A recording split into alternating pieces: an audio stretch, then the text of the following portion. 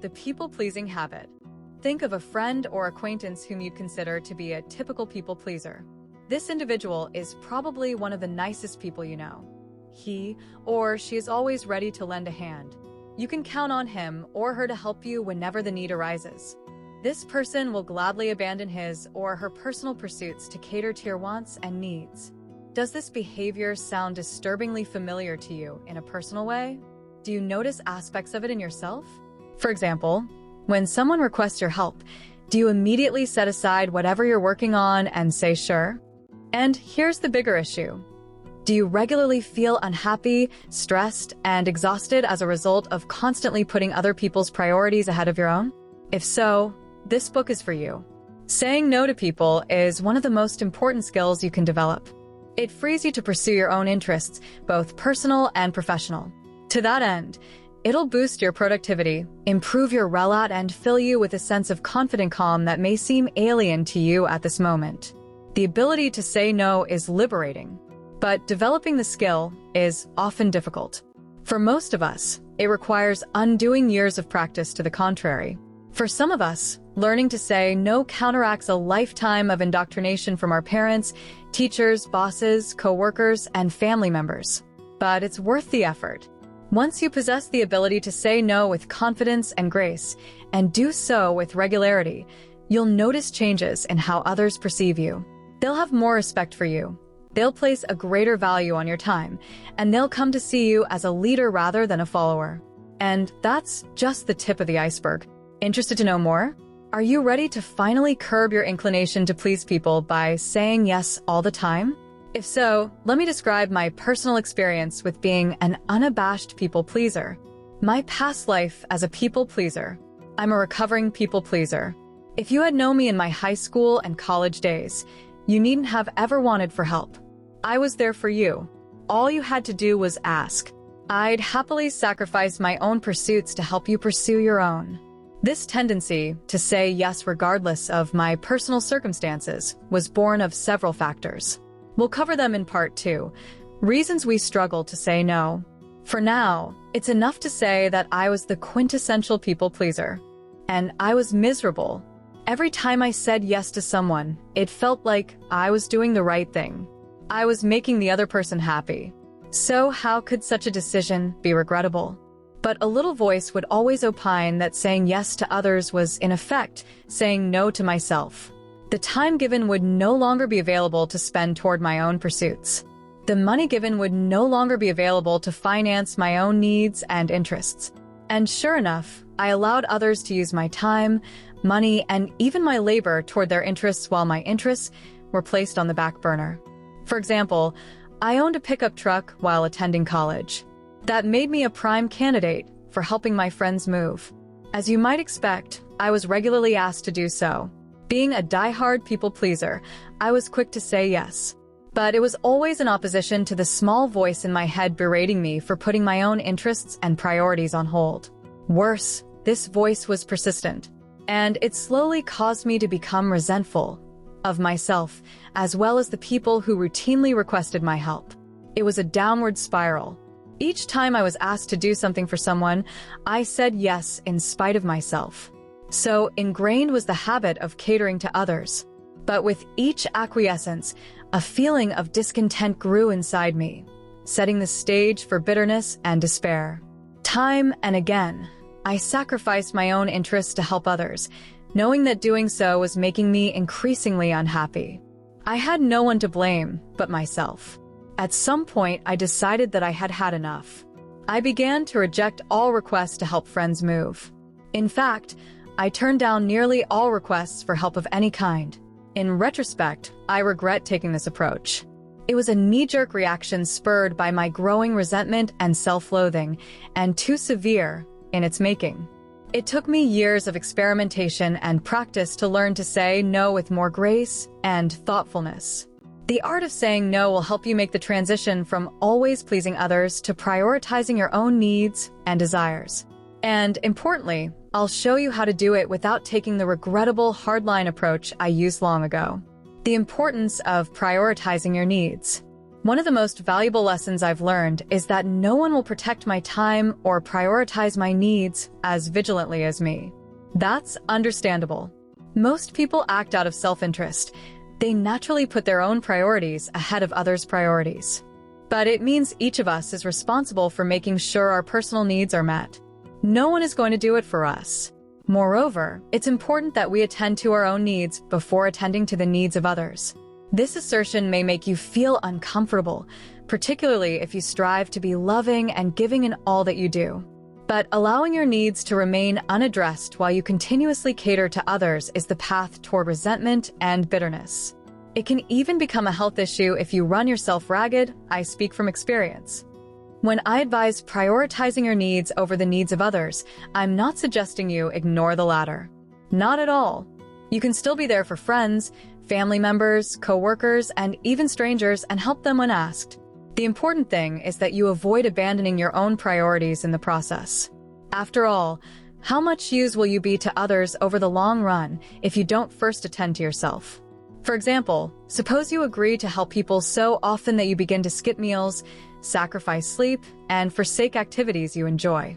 You'll gradually become so exhausted, irritable, and unhappy that you won't be able or willing to help others.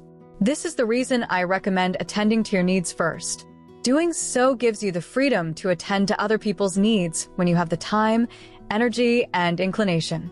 You'll be able to decide to help on a case-by-case basis without risking or forfeiting your own health and happiness. Consider how flight attendants explain airline safety to passengers.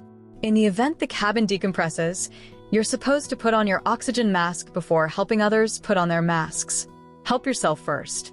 Then, assist others. These instructions aren't intended to promote self-preservation. Rather, the airline knows that if you help others first, you risk succumbing to hypoxia. And that would prevent you from helping anyone. When you prioritize your needs over the needs of others, some folks will persist in their attempts to recruit you to their ends. They won't take no for an answer. In such cases, you'll need to be assertive. The psychology of assertiveness. Many people think assertiveness is something you're born with, but that's incorrect. Assertiveness is a learned trait. In the context of this book, it's a learned skill.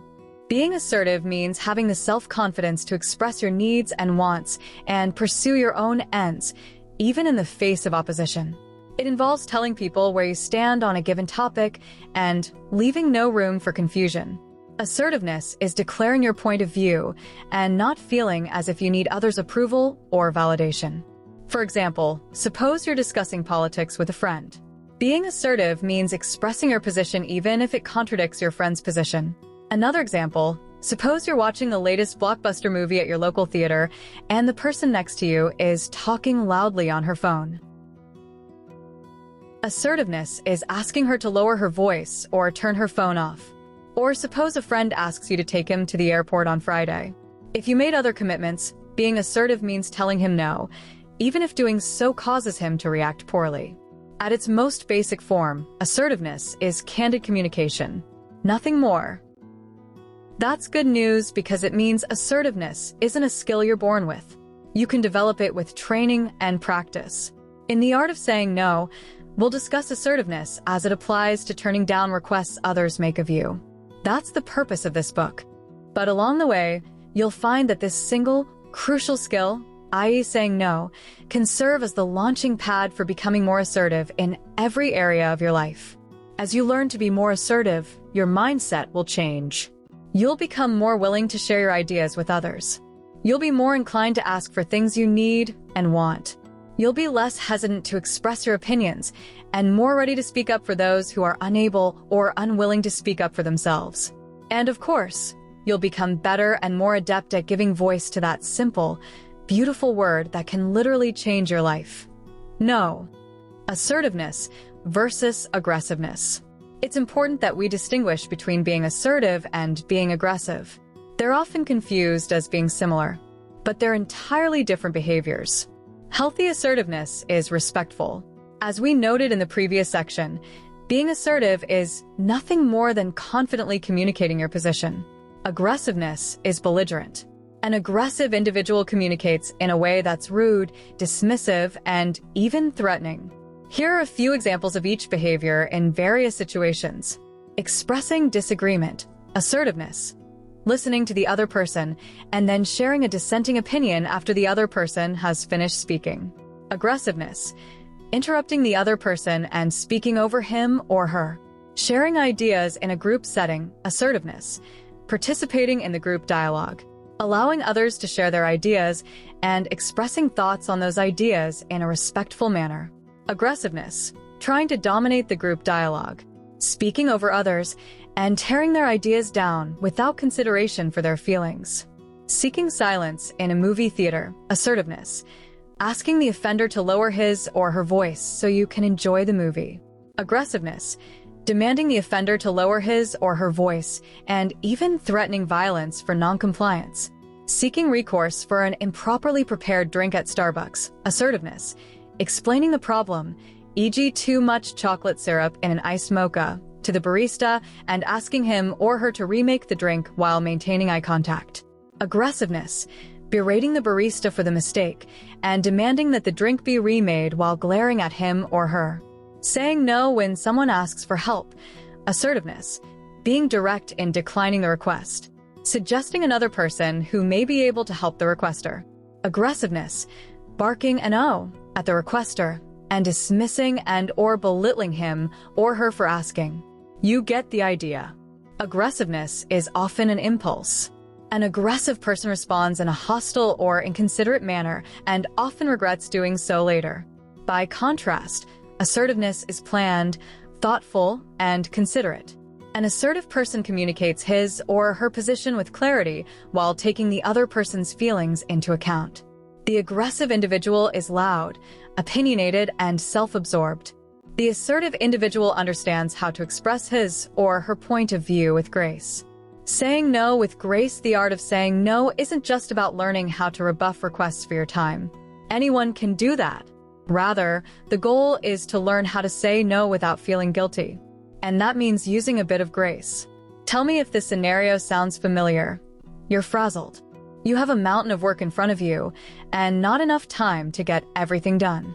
Making matters worse, your phone keeps ringing, preventing you from making headway.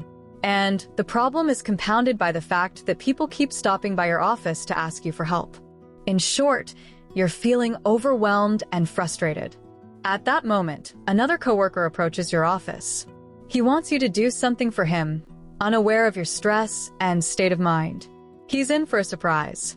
You've been saying yes to people all day and you're sick of it.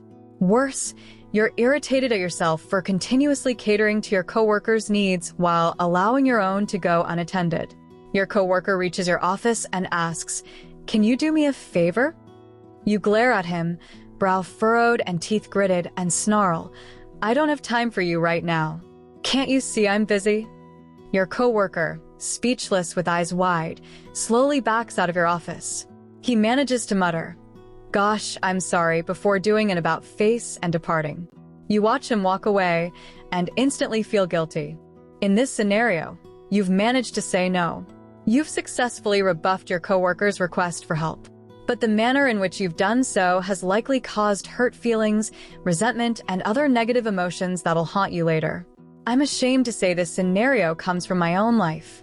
Many times back when I was a people pleaser, I'd become overwhelmed and lose my cool. I'd blow up, taking out my frustration on whoever was unlucky enough to catch me at a bad time. And I'd always regret it. The art of saying no will show you a better way. By the time you've finished reading this book, you'll have all the tools you need to say no with grace and tact, and importantly, without guilt.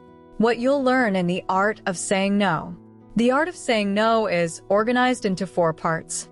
In my opinion, each part is essential. Each one addresses a crucial aspect of learning how to set boundaries and say no with confidence and poise. Furthermore, each part builds on the one that precedes it. Each adds substance and strength to the foundation laid by the one it follows. By the time you've finished reading The Art of Saying No, you'll know 2 important things. First, you'll know precisely why it's so difficult to decline others' requests. Second, you'll know how to do it without feeling guilty and in a way that increases the respect others have toward you. Here's a quick breakdown of what you'll find in The Art of Saying No, Part 1, we're coming to the end of Part 1. We've laid the groundwork for the ideas and strategies that follow. I revealed my past as a people pleaser for 2 reasons. First, I wanted to describe the frustration I experienced in letting others' needs constantly take priority over my own. I'll bet you can relate to this frustration. Second, I wanted to show you that no matter of how difficult you find saying no today, you can learn to do it with confidence. If I can do it, you definitely can too. Part 1 also introduced the idea of assertiveness and distinguished it from aggressiveness. This was done to highlight the importance of saying no with grace and respect. Part 2, if we want to change something about ourselves, it's important that we understand why we commit the offending behavior in the first place. To that end, Part 2 explores the reasons we say yes when we know we should say no. You'll find that some of the reasons are familiar to you because they reflect your personal motivations. Others may seem strange. Upon further inspection, however, you might discover they too play subtle roles in your ongoing struggle to say no to people. Our goal in Part 2 is to shine a revealing light on our motivations, subconscious or otherwise, and thereby set a clear path for making a positive change. Part 3 and Part 3, we'll take a close look at specific strategies you can use to rebuff others' requests without feeling guilty. You'll find that many, if not most, of them are intuitive. Keep in mind, it's often the simplest remedies that are the most effective. They're also the ones we tend to overlook. The strategies detailed in Part 3 will help you to say no in a manner that inspires trust and respect while mitigating the potential of a hostile reaction. In my opinion, they comprise the best approach for turning down requesters while encouraging their admiration over the long haul. Part 4. Bonus material. The challenge with learning new strategies is understanding how to apply them in situations that are unique to your experience. You'll discover that's the case with learning how to say no. Part 4 will show you how to implement the strategies described in Part 3. You'll learn how to apply them with the various people you encounter during the course of a given day, from your friends and extended family members to your boss and coworkers. As you can see, we have a lot to cover. But don't worry. Each section of The Art of Saying No is tightly written. Each one moves quickly, delivering its core advice in as little time as possible.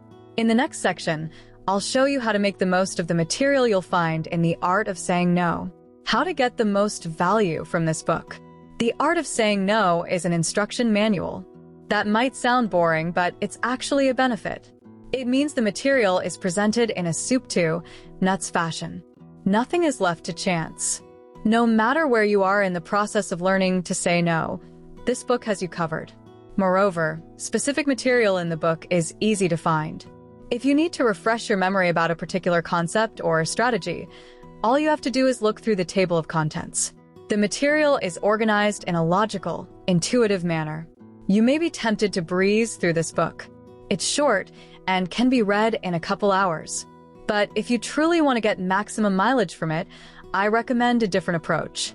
Read each section and pause once you've done so. Reflect on the material in the context of your life.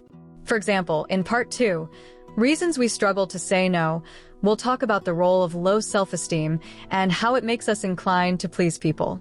After you read that section, stop for a moment and think about whether low self-esteem is a personal challenge. Consider how it affects the way you interact with others.